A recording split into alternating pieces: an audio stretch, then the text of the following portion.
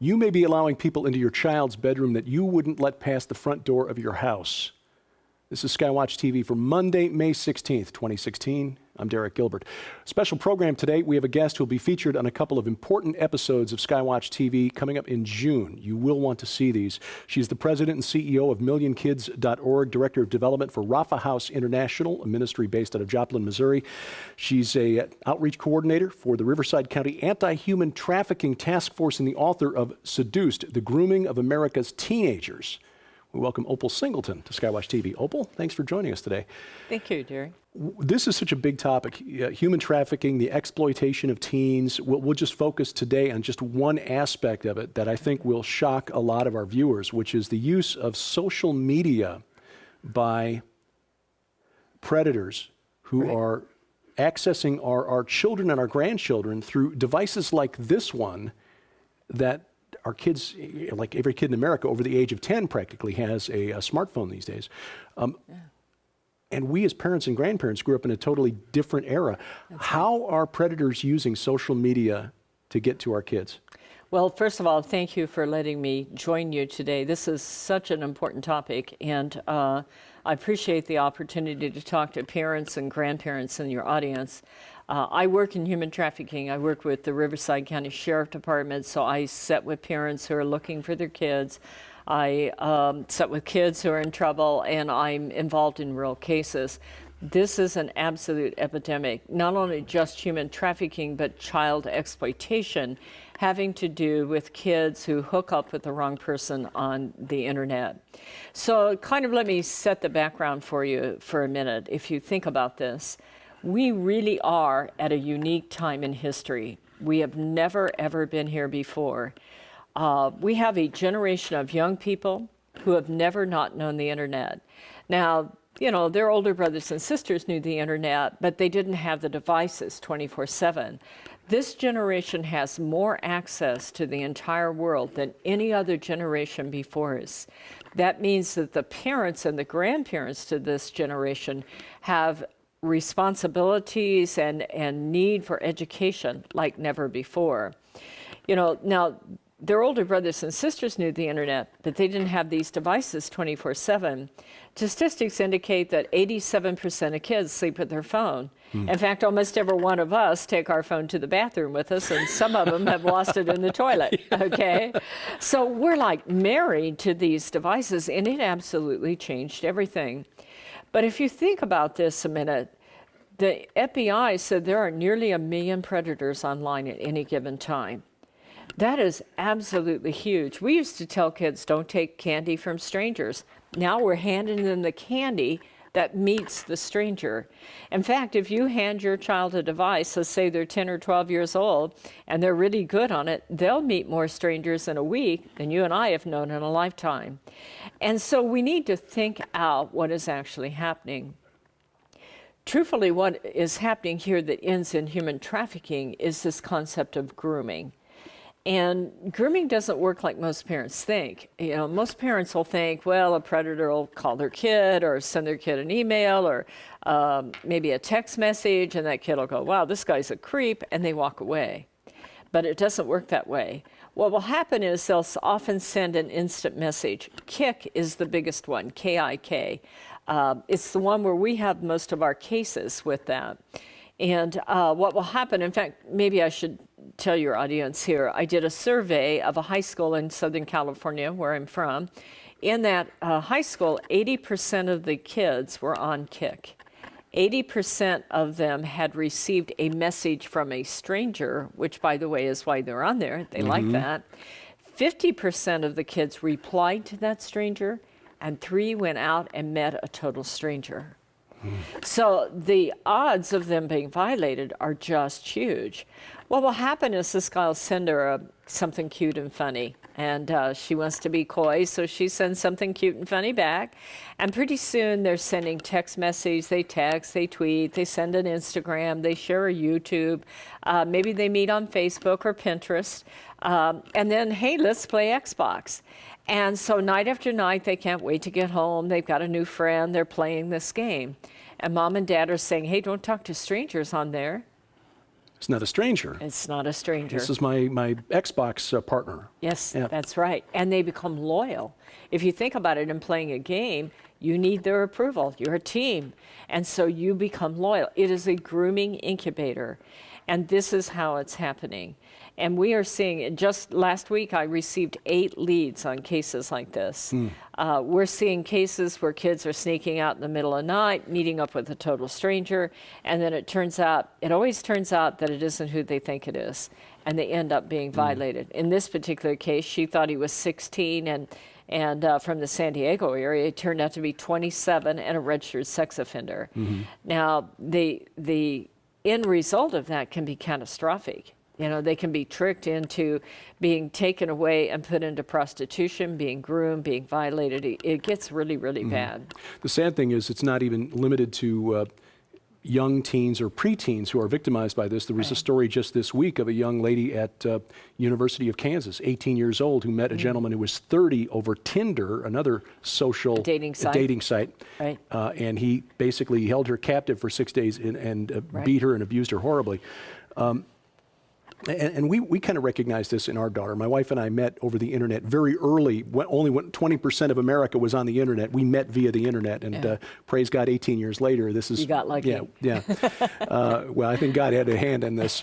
But we recognized 15 years ago, when our daughter was still young, she was on a site for raising virtual pets, and there was a chat feature enabled. And we recognized early on that not all of the players in that game, in that virtual world, were necessarily who they said they were. But again, 15 years ago, she didn't have access to a handheld device like this. We understand that our worldview is shaped by the media that we absorb. And when I was a kid in Chicago, we had 7 television stations and 2 were UHF, basically worthless. But Dad controlled the TV. That's right. That window to the world was off at bedtime, and that was it. How is constant access to the internet changing the views of our children on things like morality, sexuality, spirituality? Absolutely. Everything you said is just right on the money. The truth is that even when we had our first computers, they were in the living room. But now we're giving very young kids access. I always say it's kind of like handing your child a bottle of vodka and say, carry this around for 4 or 5 years and don't open it. You know, we saw a case not too long ago. A wonderful Christian couple decided to give their 11-year-old daughters, they were twins, the devices. They gave them all the warnings, you know, and they're checking that phone all the time. But, you know, parents get busy. And one day she went to take a photograph with her daughter's phone, and she saw her flinch. And so she started through the gallery, the photo gallery, and sure enough, she had been sexting to a 35-year-old in Iowa. Now, she's a regular kid. There's nothing wrong with this kid. It's just she's 11. She doesn't have the structural devices to think this out. And so it's changed absolutely everything because you have so much access.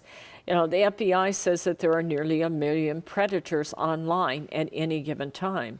There are right now over 3.5 billion internet users. In fact, I read recently they're expecting in 2020 to have the entire world connected by the internet. So one of the differences of when, for instance, you met your wife when this first happened, now this is global, and there are massive amounts of information of countries and people on it. And the technology's advanced where you can connect in groups, you can geo-track right back to where they're at, you know, you can instant message going back and forth, and it's just something funny, and so you don't see it as you're not intending to hook up with it, you don't realize what's happening. And so technology isn't good or bad. Let me clarify something about that. I'm not against technology. It's changed our lives, and it is here to stay. And, you know, as we talk over time, we'll talk about some of the new technologies and how exciting they are, but how scary they are if we don't prepare ourselves.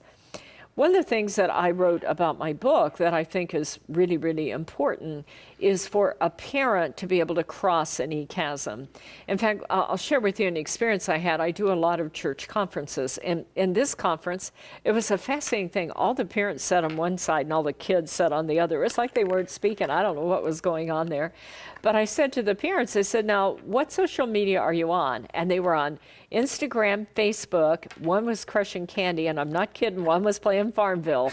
So I said to the kids, now, what are you on? They were on Tango, Tinder, Tumblr, Uvu, Omegle, and Poof. It was like a foreign language.